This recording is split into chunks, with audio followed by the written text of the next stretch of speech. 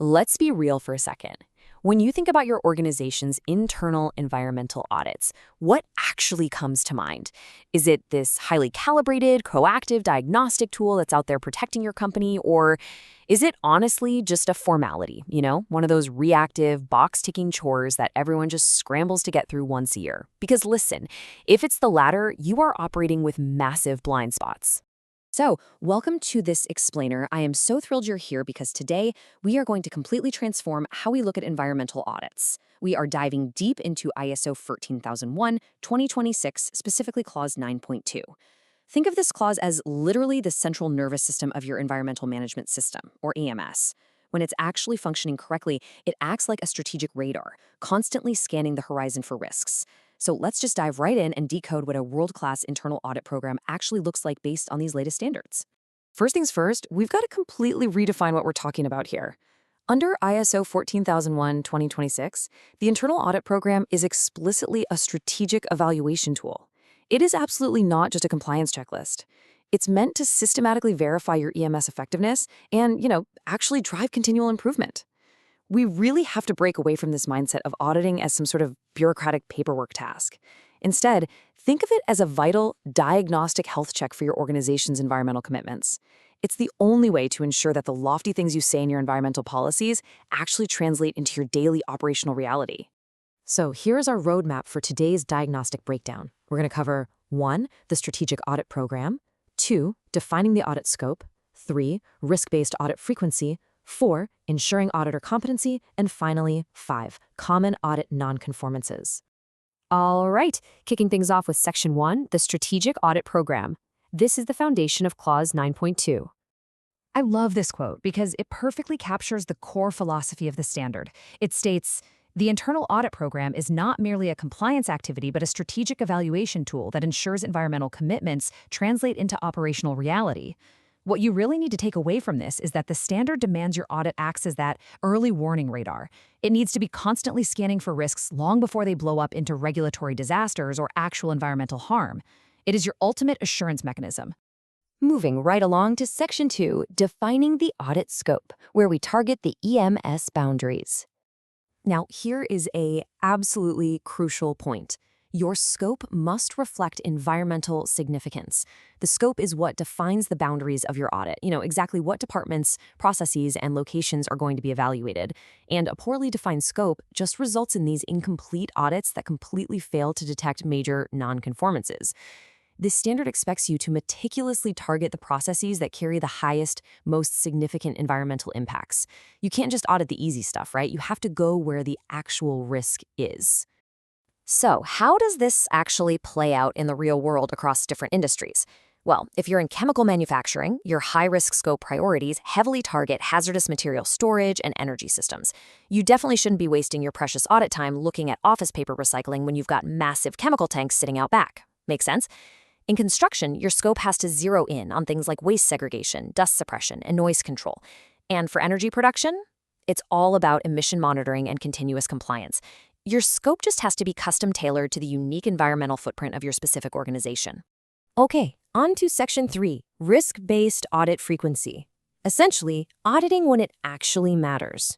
Let's look at a really critical comparison here, because this represents a massive shift in ISO 14001-2026. On one hand, we have that outdated fixed annual schedule. You know the one, where a company audits every single department exactly once a year every single year. It's totally reactive, it completely ignores varying risk levels, and honestly, it creates incredibly dangerous blind spots. But on the other hand, we have the strict demand of the new standard, the risk-based schedule. This is proactive. The frequency actually matches the environmental significance, and it is highly adaptable.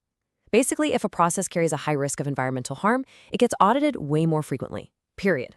Let's walk through a practical timeline to see how this builds into an actual schedule. Let's say your manufacturing plant introduces this brand new coating process that involves volatile organic compounds, or VOCs. Because it's brand new and high risk, your risk-based schedule dictates an audit in just 1 month to verify those emission limits are actually being met. Next up, you have a wastewater treatment facility. Because there's a constant ongoing risk of exceeding discharge limits, that demands a quarterly or 3-month audit frequency.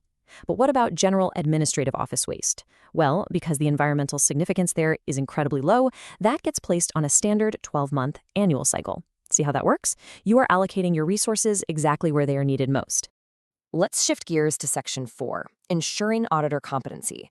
We're talking about real diagnostic audit skills here. The standard is incredibly clear about this. Generic auditing skills are totally useless without deep environmental knowledge. A genuinely competent internal auditor, under Clause 9.2, needs a really deep knowledge of ISO 14001 requirements, sure, but well beyond that, they need an actual understanding of environmental science and legislation. They need a mastery of systematic audit techniques, like how to actually gather objective evidence rather than just staring at a checklist. And crucially, they absolutely must have a familiarity with the specific operational risks of the facility they are walking into. To really highlight why this matters, let's match some audit scenarios to the required competencies. The source material has this brilliant cautionary tale. Imagine an internal auditor who's assigned to review a hazardous waste handling process. If that auditor lacks the specific knowledge of waste classification and those complex regulatory segregation rules, they might just look at a group of barrels, see that they are neatly stacked, and give a false pass on the audit. Meanwhile, incompatible, highly dangerous chemicals are sitting right next to each other, totally violating environmental regulations. For emissions monitoring, an auditor has to be able to interpret real-time data and regulatory thresholds. For chemical storage, they have to understand specific labeling rules. Bottom line, you simply cannot audit what you do not fundamentally understand. Finally, Section 5, Common Audit Nonconformances. Let's diagnose the top pitfalls. So, what are the top pitfalls that continually trip organizations up during external certification audits? Well, the highest frequency by far is the lack of risk-based frequency. Organizations are just still clinging to that static, fixed annual schedule we talked about earlier. The next major pitfall is inadequate scope and this incredibly dangerous reliance on generic checklists. You have auditors walking around just checking boxes without actually evaluating if the operational controls are effective, which means they completely miss the critical high-risk processes. And right alongside that is insufficient auditor competency, assigning personnel to audit complex environmental processes that they simply aren't trained to understand. So how do we actually fix this? Here is a quick, energetic, 4-step prescription to cure these common nonconformances and completely revitalize your internal audit program. Step 1. Ditch the fixed schedule today. Seriously. Move to a dynamic, risk-based frequency. Step 2. Tailor your audit scope directly to your most significant environmental impacts. Step 3.